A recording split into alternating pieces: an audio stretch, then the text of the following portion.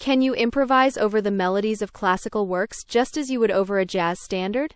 What holds many people back is a culture of classical music that makes fidelity to the original work the be-all and end-all and views creative engagement with historical material with suspicion. We'll show you how one of Robert Schumann's most romantic pieces, Of Foreign Lands and People from the cycle Scenes from Childhood, is essentially just a variation on an extremely popular jazz standard.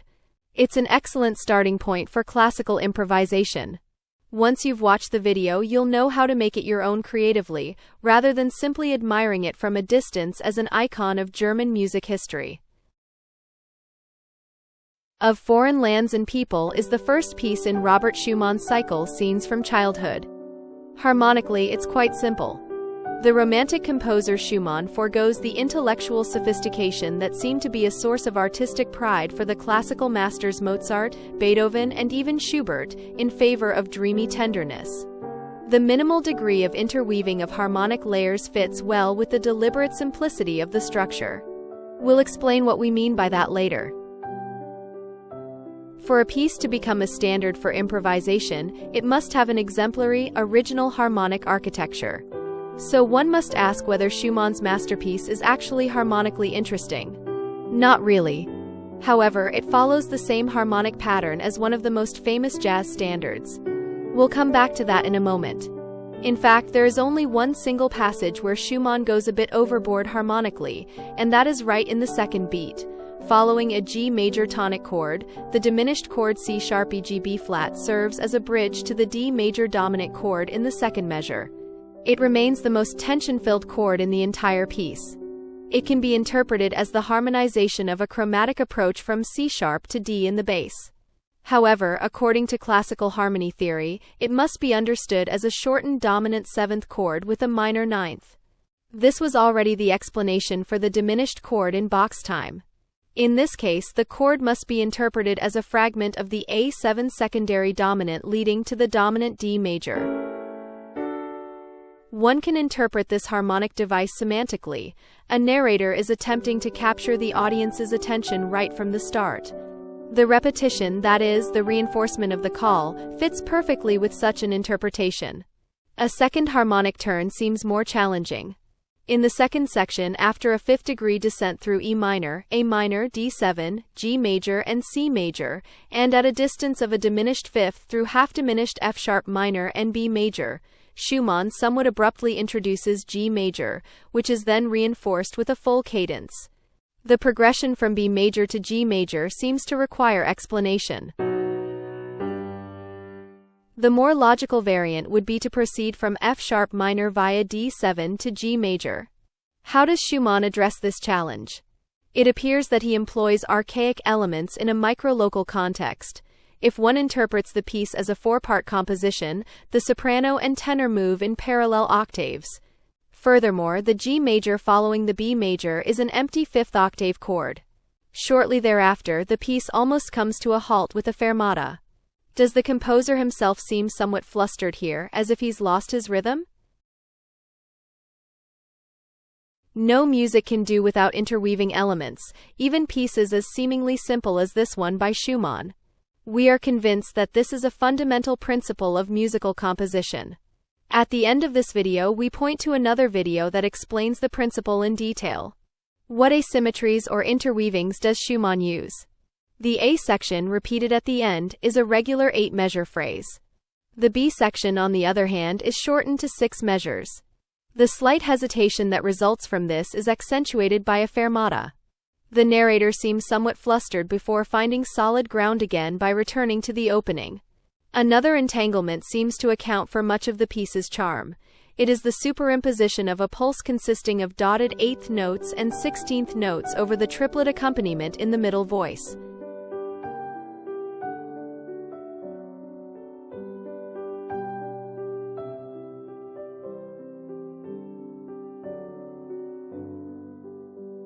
In the B section, the simplification of the rhythm, here the dotted 8th notes are absent, is balanced by parallel thirds.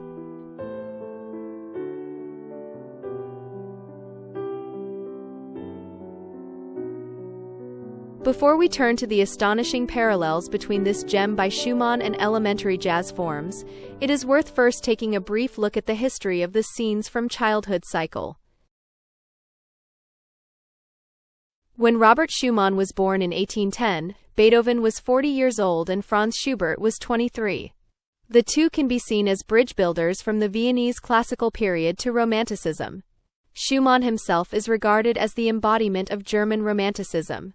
This includes the idealization of childhood as a phase of innocence, playfulness, and security.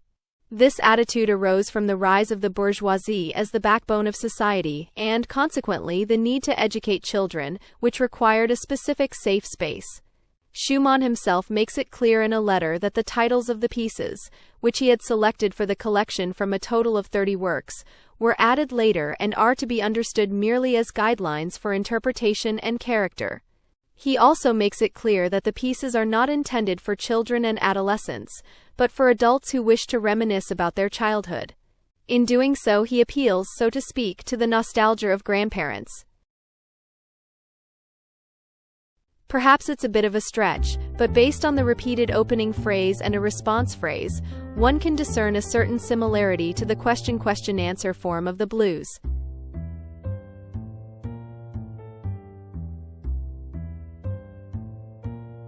Or at least argue that Schumann uses melodic movements that are also commonly found in jazz standards.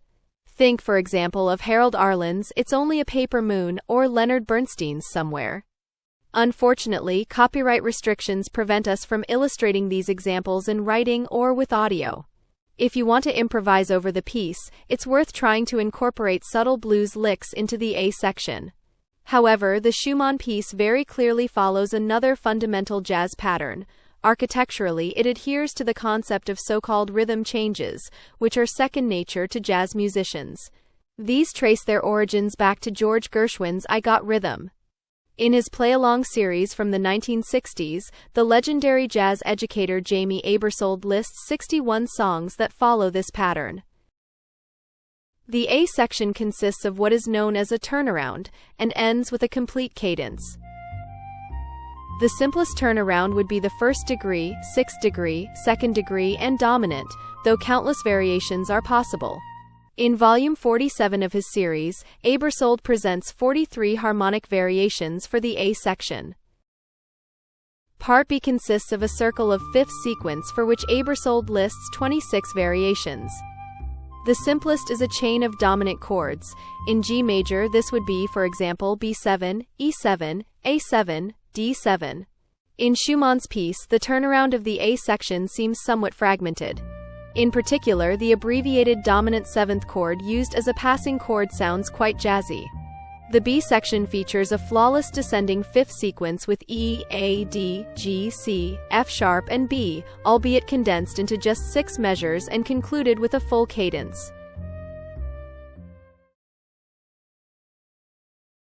Classical music suffers from a culture that has made interpretation the measure of all things, if not an all-encompassing paradigm.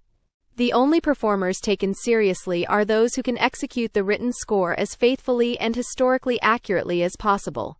And because millions of talented professional musicians do this, the bar has been set so high that the overwhelming majority of musicians now experience their own music making as inadequate or even a failure. The drive for perfection, which has now far exceeded human capacity, has been further intensified by the movement toward historically informed performance. Those who do not possess every detail of historically appropriate articulation, source knowledge, and virtuosity develop a self-image as a dilettante, which robs them of the joy of making music themselves. Any spontaneous, individual creativity and interpretation of the music dies in the process. Academia l'art offers ways out of these traps. It casts an unconventional gaze on the classical repertoire, namely that of the improviser who creatively and joyfully makes the material their own.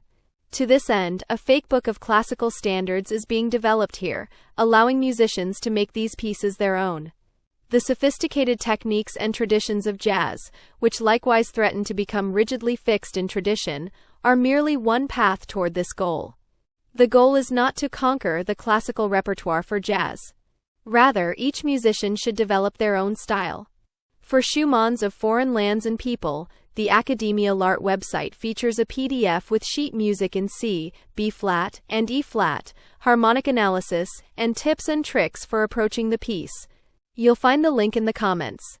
If you're curious about the philosophical foundations of our music theory, check out this video. And if you'd like to learn more about a piece in which dotted eighth notes and triplets are also artfully interwoven, then this video is for you.